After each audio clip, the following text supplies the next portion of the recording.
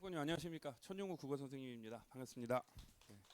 아마 이제 합격 축하는 많이 들으셨겠지만 그래도 저도 또 합격 축하를 드려야 되니까 네, 자녀분의 합격 진심으로 축하드리겠습니다. 네, 이제 우리 국어와 관련된 설명을 좀 드릴 텐데요. 그래도 제 소개는 좀 드려야 되니까 제가 제 소개를 먼저 드리고 그 다음에 내용 진행하도록 하겠습니다. 학부모님들 보실 때 한편으로는 좀 들어보신 분들은 그럴 수 있어 이러실 수도 있고 어떤 분은 자식 건방지게 마스터라니 뭐 이럴 수도 있을 텐데 이젠 대치동에서 있는 선생님 중에 아마도 국어는 제가 가장 오래 그리고 가장 많은 결과들을 낸 선생님이 아닐까. 수강생도 가장 많고요. 그 다음에 무엇보다도 선화외고는 이따 이제 특징을 들어보시면 아시겠지만 선화외고 전공 미술, 음악, 무용 전체 다를 수업하는 사람은 아마 거의 제가 유일하다고 봐도 될 것 같고요. 그 다음에 1학년, 2학년, 3학년 모두를 다 수업하고 있습니다.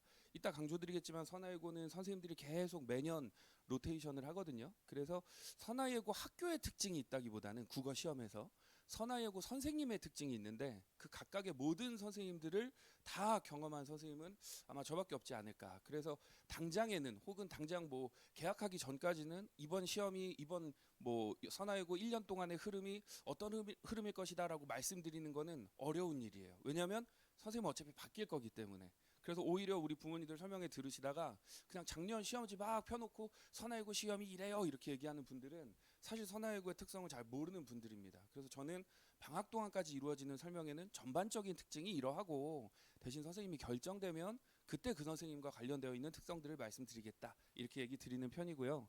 그래서 저는 두각학원에서는 지금처럼 이제 선화외고 수업을 하고 있고요. 그 다음에 현재 이제 재수종합반에서 재수생과 수능 공부를 하고 있는 곧 있을 수능이죠. 그걸 이제 대비하고 있는 수능국어 수업도 진행을 하고 있습니다. 다음으로 넘어가 보도록 하겠습니다. 이쪽은 이제 올해 제 시험 성적이랑 관련된 건데 제가 아까 말씀드린 것처럼 뭐 애들 성적이 잘 나왔다 뭐 이런 거를 그냥 말씀드리지 않고 증거라도 보여드려야 될 것 같아서 그래서 이쪽에 있는 친구는 미술반 학생인데 전교 2등 정도 한 것 같습니다. 1학기 기준으로요. 1학기 중간기말 합쳐서 성적 나오고 2학기 중간기말 합쳐서 성적 나오니까 2학기는 아직 안 나왔습니다. 그래서 고로 하고요. 그다음에 이 친구는 이제 음악반 학생인데 바뀌었네요. 죄송합니다. 여기가 미술이고요. 여기도 음악입니다. 여기 음악인데 이게 잘못 적었고요. 사진을 죄송합니다. 여기가 음악이고요. 잠시만요. 꼼꼼하게 여기 두 개를 같이 넣는 아유 죄송합니다. 죄송합니다. 여기가 이제 여기 미술이고 사진 들어간 친구가 그다음에 이제 음악인 친구는 제가 사진을 못 넣었는데 모의고사도 이제 1등이고 그다음에 내신도 1등이어서 뭐 둘 다 축하한다 뭐 이렇게 보낸 사진이 있는데 제가 다음번 설명회 때 첨부하겠습니다. 만약에 증거가 필요하다 하시면 전송 드리겠습니다. 네, 그래서 이렇게 아이들 결과 내고 있다 이거 증거로 넣어 놓은 거고요. 이제 제가 설명드릴 내용은 이제 제 소개는 했고 요런 흐름 속에서 말씀드리겠습니다. 근데 이제 결과적으로는 이제 우리 부모님들께서 저는 제 수업을 들었을 때 아이들이 어떤 효과가 있고 그다음에 당장 이제 곧 다음 주부터 있을 선화외고 수업에 대한 것을 안내드리는 것이 목적이긴 하지만 결국 그걸 위해서 쭉 흐름을 끌고 가는 겁니다. 그렇기는 한데 자신 있게 말씀드릴 수 있는 건 아이가 이 수업을 들었을 때 분명히 도움이 될 겁니다. 그거는 과거 있어서 제가 요 선행반을 처음 시작하는 게 아니잖아요. 지금 한 6년째 하고 있는 건데 요 선행반을 들었을 때 아이들이 정확하게 성장하고 그것이 시험 결과로 이어지고 있고요. 그리고 특히 올해 수업에서는 어떤 특징이 있는지를 잘 설명을 드릴 테니까 우리 어떤 학부모님들 이렇게 팔짱 닦이고 자식 홍보하네 막 이러실 수 있는데 그러시기보다는 그냥 어떤 면이 이 선생님이 우리 아이에게 도움을 줄 수 있을까 이걸 분명히 고민하면서 들으시면 아마 그 자체로 도움이 될 겁니다. 그래서 우리 시험 특징이 어떠한지를 좀 간결하게 말씀드리고요. 자세히 말씀드리긴 어렵습니다. 시간상. 그래서 이거는 내신 설명회 할 때 그때 자세하게 말씀드릴게요. 그다음에 선화외고 학생들이 좀 어떤 특징이 있는가. 저는 이제 가장 긴 시간 동안 가장 많은 학생들을 봐왔기 때문에 대략적인 선화외고 학생들의 어떤 특징, 뭐 환경, 뭐 이런 것들을 알고 있어서 거기에 맞춰서 우리 아이들이 어떤 어려움 또는 어떤 점 특징들이 있는가 이런 거를 설명을 드릴 거고요. 그다음에 이것들을 고려해서 이제 맞춤 선행을 했을 때 어떤 도움이 될까. 그리고 그 수업은 어떤 특징들이 있고 어떻게 흘러가는가 이런 것들이 이제 설명을 드리겠습니다. 자, 일단은 선화외고 시험의 특징인데요. 선화외고는 이제 제가 교과서, 그다음에 선생님, 난이도 이렇게 세 가지 카테고리로 나눠놨습니다. 상세하게 적어놨으니까 보시면 되는데 그 중에서 제가 설명드릴 거는 수업 자료입니다. 정리 프린트인데요. 선화여고 같은 경우에는 교과서도 있지만 요약 정리되어 있는 프린트로 핵심들을 정리하는 형태로 수업이 돼요. 그리고 이 프린트가 시험에서 되게 중요한 포인트로 출제가 되는데 장점과 단점이 있습니다. 그 프린트를 정확하게 공부하면 시험에 출제될 수 있는 가장 핵심적인 것들을 잘 맞출 수 있다는 장점이 있고요. 대신 우리 아이들이 능동적으로 교과서를 막 읽고 흐름을 쭉 정리하고 연결하는 학습은 아직 약하거든요. 그래서 그거를 학교에서 잡아주진 않는다. 그래서 교과서를 좀 읽고 세부적인 내용들에 있어서는 조금 약한 편이에요. 그게 우리 아이들 특징인데 저는 이제 내신 때 이런 프린트 내용과 더불어서 교과서 가지고 중요한 흐름도 다 잡아주고 할 겁니다. 어찌됐건 시험에서 가장 바탕이 되는 자료는 정리 프린트고요. 그 다음에 아까 말씀드린 것처럼 선생님은 매년 로테이션 됩니다. 그래서 작년에 1학년 뭐 미술반 선생님이었던 분이 내년에도 미술반 선생님이다 이런 확률은 극히 드물고요. 아예 없다고 할 수는 없지만 여태껏 최근 6년 동안 같은 선생님이 같은 학년 같은 전공을 담당했던 경우는 한 번밖에 없습니다. 그래서 그런 경우는 극히 드물고 계속 바뀐다고 보시면 되고요. 특히나 이제 음악무용반 선생님은 대체로 매년 선생님이 이제 한 분 나가시면 한 분이 새로 오시고 이러는데 새로 오시는 선생님이 여태껏 거의 대부분 1학년 음악반 선생님을 했었습니다. 그래서 그 점 참고하시면 될 것 같고요. 시험도 여기 대단히 중요한데 전공별 담당 선생님이 미술 선생님과 음악무용 선생님이 국어에서 다릅니다. 그러니까 한 분이 미술을 담당하시고 한 분이 음악무용을 담당하시는데 시험도 다르고요. 범위도 다르고 선생님 출제 스타일도 다릅니다. 예를 들어서 미술반 같은 경우에는 이번에 외부 지문 안 나와 이래도 음악무용반 선생님은 외부 지문을 가지고 변별력을 준다거나 이렇게 되고요. 특히나 이제 1학기 중간고사 때는 미술하고 음악무용 선생님 그 시험 범위가 전공별 시험 범위가 거의 한 85% 겹치고 15%가 차이가 나지만 점점 시간이 갈수록 2학기 때로 갈수록 미술반하고 음악무용반 시험 범위의 차이가 점점 벌어집니다. 그래서 혹 이제 학원을 처음이시니까 잘 모르셔서 뭐 우리 학원에서는 뭐 아이들을 뭐 전공 가리지 않고 한꺼번에 다 듣는데요. 그거 나중에 뭐 어차피 시험 범위 똑같아요. 선화예고니까 뭐 이렇게 얘기하시는 분들이 있어요.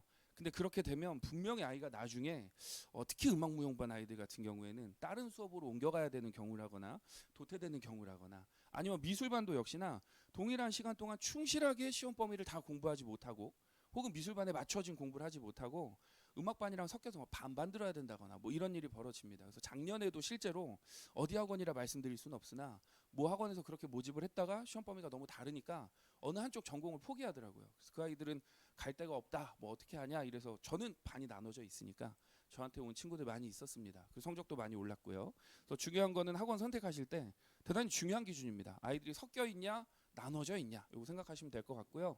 자, 그다음에 난이도는 이렇게 영역별로 이쪽에 포인트를 두시면 될 것 같은데 문학, 문법, 독서, 화작 이런 난이도로 난이도가 높다고 보시면 됩니다.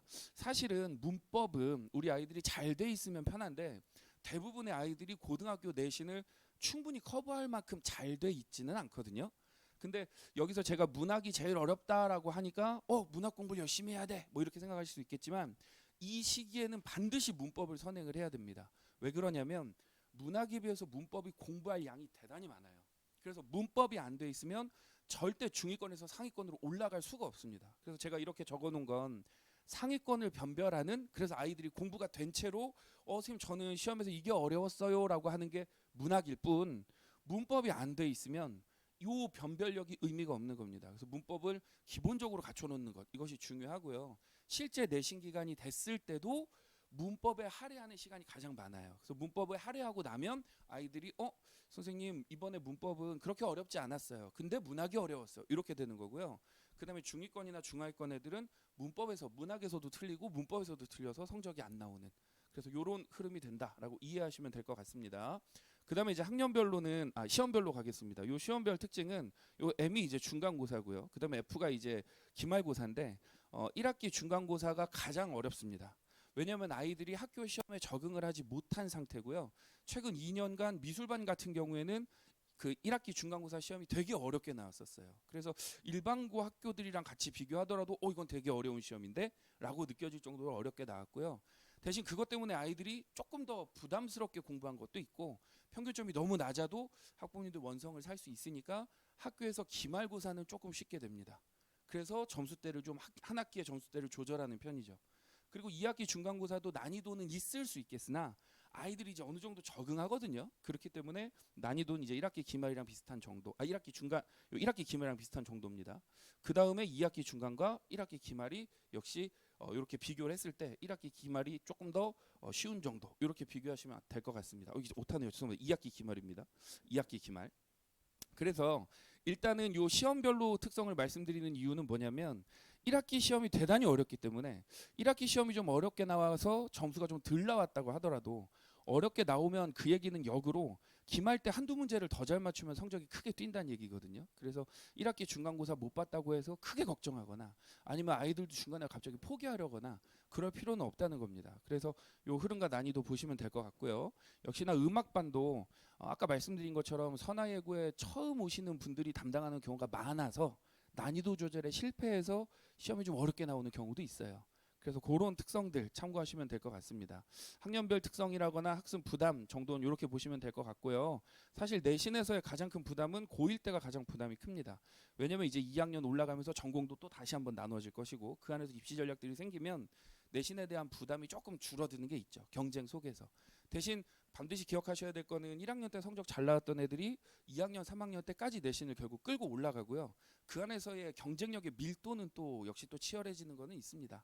다만 이제 아이들의 적응력, 내신에 대한 적응력을 생각하면 부담이 1학년 때 가장 크고요.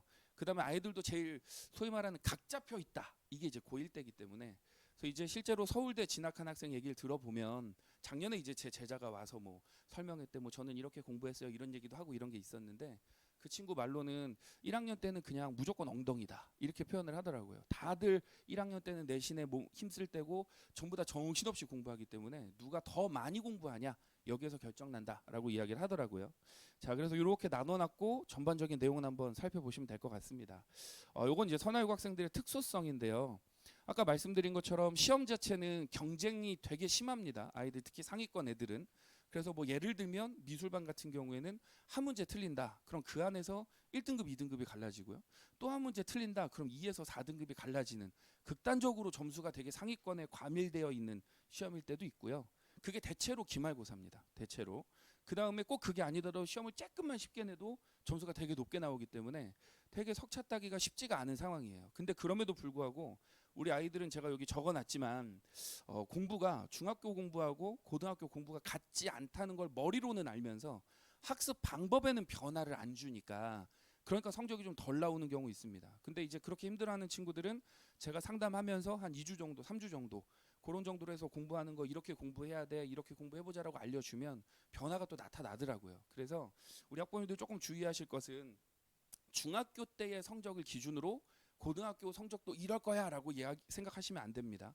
예를 들자면 선화 예 중에서 최상위권과 상위권이라고 해서 선화 예고 올라왔을 때 상위권을 보장하지는 않아요. 일반고에서 상위권이었다고 해서 역시 선화 예고의 상위권을 보장하지 않습니다. 어찌됐건 여러 군데에서 비슷한 레벨의 아이들이 모이는 것이라서 그래서 우리 아이가 지금 현재 뭐가 부족하고 미리미리 어떻게 준비해서 경쟁력을 갖춰야 될지를 생각하는 것이 중요하고요. 중간고사를 막상 치른 다음에 우리 애 중학교 때는 국어 진짜 잘했는데 왜 성적이 안 나올까요? 성적이 안 나오는 거는 이렇게 공부 이양이 제대로 안 됐기 때문입니다. 그래서 중학교식 공부를 최대한 벗어나서 고등학교식 공부를 해야 되고요. 그거는 제가 방학 동안 이따 말씀드리겠지만 방학 기간 동안 선화예고 시험 범위들을 다 선행을 할 거거든요. 그래서 그때에 최대한 어떻게 공부해야 되고 내신 문제가 어떻게 출제되고 이런 방향성들을 얘기할 거라서 그걸 통해서 최대한 고등학교 시험이 이렇게 나오고 이 정도까지 공부해야 내가 이런 문제를 맞출 수 있구나라는 감각을 좀 잡을 수 있을 겁니다. 우선순위하고 이벤트는 한꺼번에 말씀드리면 결국에는 교과보다도 전공이 조금 우선될 수밖에 없는 환경인 거죠. 근데 중요한 거는 매번 매주 그러할 수도 있겠지만 시기에 따라서 국어 내신 기간을 쭉 공부하다가 갑자기 흐름이 뜩 끊어지게 뭐 미전이 있다거나 콩쿨이 있다거나 뭐 이럴 수 있기 때문에 아이들 공부 흐름 잡는 게 상당히 어려움이 있죠. 그래서 그런 부분 때문에 저는 이렇게 말씀드리는 겁니다. 시험 대비 능력이 정체될 수 있다. 성적이 아니고요. 성적을 만들기 위해서는 시험을 대비할 수 있는 능력이 있어야 되는데 다시 한번 말씀드리겠습니다. 국어 능력은 국어 능력이고요. 시험을 6주 내지 7주 정도 준비할 때 그 기간을 정확한 흐름 속에서 알차게 공부해서 결과를 만들어낼 수 있는 그런 능력이 있어야 되는데 아무래도 실기의 어떤 스케줄의 영향을 받다 보니까 시험을 잘 치를 수 있는 능력과 노하우가 쭉 성장하는 데 어려움을 좀 겪는 게 사실이죠. 그렇기 때문에 조금 빠른 경험을 하는 게 저는 좋지 않을까 이런 판단을 하고요. 그다음에 일정도 매우 바쁩니다, 아이들이. 그래서 일반고 학생들에 비해서 공부에 집중할 수 있는 시간이 조금 적은 것도 사실이죠. 미술 전공 학부모님들은 아유 그래도 우리 애들 시간 많아요 이러실 수 있는데, 일반고 아이들은 과목이 다양하더라도 그것이 공부로 한정되어 있잖아요. 계속 머리를 쓰는 공부 쪽으로 다양한 공부를 하는 것이라서 흐름을 유지하거나 그다음에 학습법, 공부 노하우 이것들이 강화되기가 쉬운데, 우리 아이들은 국어도 공부해야 되고 사회도 공부해야 되지만 그거랑은 조금 별개로 실기를 또 해야 되잖아요. 그래서 머리를 쓰는 것이 하다가 끊어지다 뭐 이런 일이 있을 수 있어서 전반적으로 아이들이 바쁜 거나 마찬가지고 시험 대비 능력에서 정체가 있습니다. 이게 아이들이 겪는 가장 큰 어려움들이에요, 이제 제가 봤을 때. 근데 이런 어려움들을 잘 헤쳐나가는 친구들이 국어 성적을 이제 잘 올리고요. 그리고 저는 이런 것들을 알고 있기 때문에 최대한 이런 부분들을 밀착해서 교정할 수 있는 부분은 교정하고 흐름을 잡아줄 수 있는 부분은 잡아주고 이렇게 하려고 하고 있습니다. 다음으로 넘어가겠습니다. 제가 내신 얘기만 드리니까 또 이제 수능에 대해서 걱정하실 수도 있는데, 제가 오랫동안 수능을 강조하기도 하고, 그 다음에 저는 2학년 때 아이들 2학년 올라가자마자 수능만 공부할 수 있는 수능반도 하고 있습니다. 2학년 수능반도. 그래서 선화유고 학생들 중에서 저는 내신보다는 수능 쪽으로 갈래요 이런 친구들은 바로 그 반을 듣기도 하고 그러는데요. 어찌됐건 내신하고 수능의 차이점은 이렇게 차이가 있습니다. 제가 여기다 쭉 적어놨지만, 그래서 반으로 딱 갈라놨으니까 이 두 개가 완전히 다른 것처럼 보이실 수는 있겠으나 사실은 공통점들이 많이 있죠. 그래서 지금 우리 이 시기에 우리 아이들은 수능 공부도 하고 내신 공부도 해야 되지만 그걸 나눠서 하는 것이 아니라 두 개의 공통적인 부분을 해야 되고요. 그것이 가장 강화되는 것이 내신에서도 유리하고 수능에서도 유리합니다. 그래서 어떤 느낌을 생각하시면 되냐면, 요렇게 이게 내신이고 이게 수능이다 이렇게 생각을 하시면, 내신과 수능에 해당하는 이 공통 분모를 가장 확대시키는 것, 이것이 가장 효율적인 공부고요. 수능 공부를 하면서도 내신 선행을 할 수 있고, 내신 선행을 하면서도 수능 공부까지 할 수 있는 그런 수업이 저는 가장 좋은 수업이라고 생각을 하고 그렇게 수업을 꾸며놨습니다. 그래서 지금 이제부터 선화유고 합격자반 요 설명을 좀 드릴 텐데요. 아까 말씀드린 요 내용들을 먼저 요약하시면 좋을 것 같습니다. 첫 번째는 학교 시험 자체가 만만한 시험은 아니다. 그러나 우리 아이들은 아직은 시험 대비할 수 있는 노하우라거나 실제 시험 기간 안에서도 시험을 잘 치러낼 수 있는 준비를 할 수 있는 시간이 한정적이며 대단히 바쁘다. 따라서 지금 이 시기에 수능 공부를 하는 것도 대단히 중요한데, 그것을 함과 동시에 내신을 미리 한번 해놓는다면 내신 기간 때의 선행 학습으로 인해서 효율이 좀 높아질 수 있지 않을까, 공부 노하우를 미리 갖출 수 있지 않을까라고 생각하시면 될 것 같고요. 그게 제가 수업을 꾸미는 기본적인 발상입니다.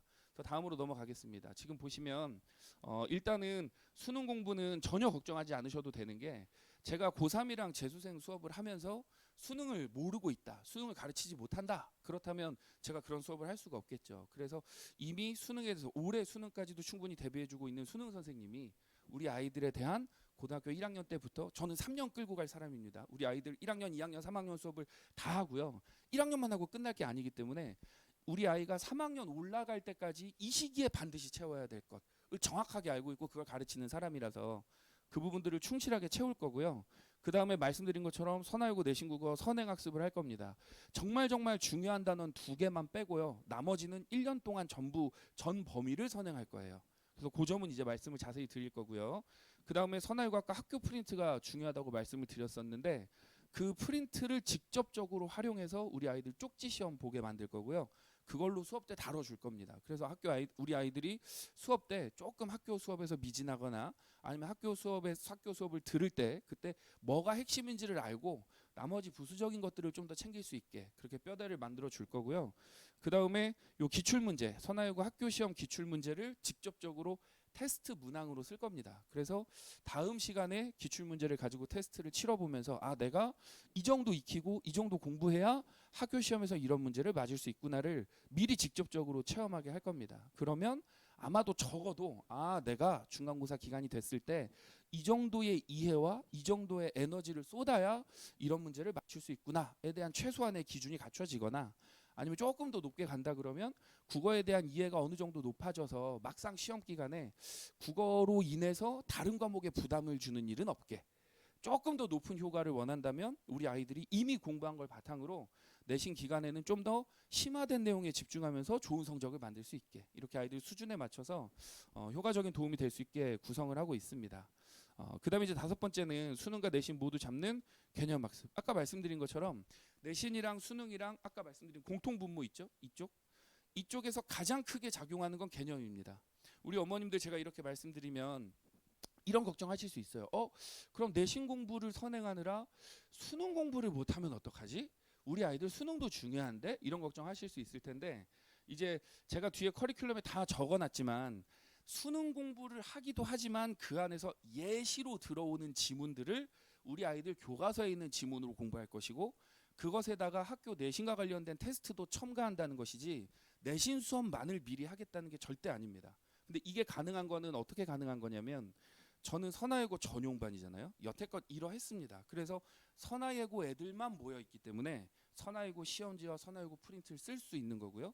기출문제를 쓸 수 있는 겁니다. 근데 다른 수업들 같은 경우에는 선화예고 전용반이 아니잖아요.